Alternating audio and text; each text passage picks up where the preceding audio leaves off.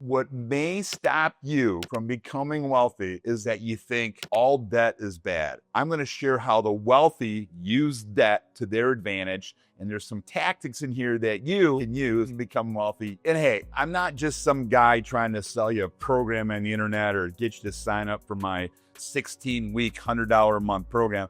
I'm just sharing some real things that have helped me grow a 300-unit real estate portfolio that is very close to being debt-free. And some of these strategies I use, and I didn't start with much money at all. I'm going to show you how I did it. Number 3, I really love on this topic. Number 1, understanding the concept of debt itself. There's a misconception out there that all debt is bad, and I can simply tell you that is not true. There is good debt and there is bad debt. Super high level, let me give you an example of good debt. Most people don't have $400,000 to go out and buy a home. So they're going to take some debt on to buy a house. Your mother and father may have told you, you have to have 20% down to buy that house, because if you don't, you're going to be paying mortgage insurance, this evil mortgage insurance, and you got to have $80,000. okay, if you want to have $80,000 to buy the $400,000 house, great, but you're still taking on $320,000 of debt that you wouldn't be able to do it. That's an example of good debt. Why is it a good debt? It's a good debt because it's secure from a standpoint of most homes in time over the history of our country are going to appreciate in values. You are locking in an interest rate that is going to stay the same, no higher than what you lock in at. You have a potential for that interest rate to go down as the asset goes up. Really high level, that is a good asset. There's a bad asset. Brand new car, drive off the lot, depreciates immediately. That's an example. Car loan on a depreciating asset compared to a mortgage on buying a home that will appreciate in value. Super high level. There are a million things in between. A rule I like is this: if it is going to appreciate in value and you can secure it and lock in a payment, that is generally good debt. If it depreciates and isn't going to make any revenue or money for you, it's bad debt. The most important thing is to understand the difference and learn how to play the game the wealthy play. Number 2, understand how debt powers business and how the wealthy run businesses with debt. Forbes had an article back in 2022 that 88% of millionaires were their own business owners. A wealthy individual is going to use debt for a variety of things that you and I as a typical household would say, hey, let's write a check for that, or let's put that in the credit card and we'll pay it off next month. Think about a business. A business may have hundreds of thousands, millions of dollars, hundreds of millions of dollars of moving through for things that are products that are being built, products that are being assembled, products that are sitting in warehouses that they're eventually going to make a margin on. They buy a lot of that with debt, where they take the debt on, they hold it for short periods of time, they build that debt into their margin. When they sell the finished goods, whether they're manufacturing or they are just holding and distributing it, they make the additional revenue at the end. So they use debt to take on to run their business. It's very tough to run a business off of a checkbook and a savings account. So the wealthy use their businesses, use commercial credit, use debt to run that business to build wealth. A good example would be a business that has a relationship with a bank where they will literally lend them money based on purchase orders they have from a client or a customer that's going to buy something from them in the future. We're going to buy this product from you for $1 million in 6 months. That business owner can take that purchase agreement and that commitment for that particular client or customer buying that $1 million, take it to their bank and say, we need this much money to perform to get this done.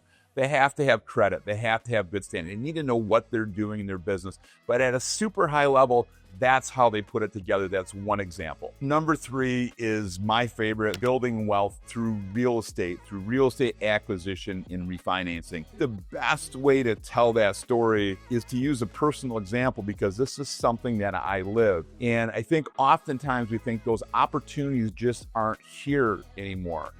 You know what? When I bought my first house nearly 30 years ago, Guess what people thought 30 years ago? Those opportunities just aren't here anymore. The houses have gotten so expensive.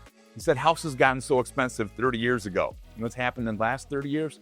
So when I bought that first house in my hometown, it was $70,000. And I'm gonna tell you, it seemed like a ton of money. Wasn't making much money. Not only were houses less expensive, everyone was earning less, and I was an entry-level job, but I scraped together the minimum to get in. I shook the couch cushions. I got a loan from my parents for a couple $1,000s, and let me be clear, they fully expected to get paid back, but they were willing to help me out, and I bought that first piece of property. I got 2 roommates, 2 buddies from high school that I stayed in touch with that were starting their career, and they lived in this 3-bedroom house with me. I was sure I was living in this house for the next 30 years. What more could I want? A couple of my buddies, Friday night, throwing back some beers, own my own house that I haven't paid off in 15 years. Awesome. Life changes, fall in love, get married, go buy our next house. Well, guess what? I sold that house, and that house had appreciated in value. That house that I bought for $70,000, which seemed like so much money at the time, sells for $120,000. Now, I did a bunch of blood, sweat, and tears and painting the house and learning how to redo wood floors and all that stuff along the way. And I probably spent $5,000, $6,000, $7,000, but I had a $40,000 return, give or take. And guess what? That $40,000 went down to the down payment of the next house. That next house, $200,000 house. I couldn't believe I could ever own a $200,000 house. My income had gone up. I had $40,000 to use for a down payment, so now I'm buying a $160,000 house. Different scenario, same situation. This house needed work. It was a 110-year-old home in a commuter area where people drive in and out of town, and I was the guy. Guess what I was doing? I'm sanding floors. I'm learning some plumbing. I'm learning a little bit of electric. I'm comfortable with plumbing, not so comfortable with electric. It's a good paint job on the outside. It's calling a couple buddies that started a concrete business, and I'm out there help putting it in. That house 4 or 5 years later, next life change, move with work, commute somewhere else. That house made $100,000 on that sale of that house. So now that couple $1,000s in the first house to the second house to the next house, little bit of money scraping, shaking couch cushions for the first one, $40,000 gain in the second one. Now I'm in a spot on a $100,000 gain. So I have $100,000 plus my initial investment, $120,000, $130,000 to put down on my next house. Guess what I did? Again, I bought a $200,000 house that needed a bunch of work, and I put the work in. I've repeated that process for the better part of 10, 15 years, and I did that. Along the way of house hacking my way to the next one, and the next one, and the next one, I learned about owning investment property. And I learned how to take some of that equity in my house. Instead of buying another house that my wife and I were gonna live in, and our kids were gonna live in, I decided to buy a revenue producing asset. I decided to buy a property that I could rent out and never live in it. Prior, I had just made money from moving to one to the other.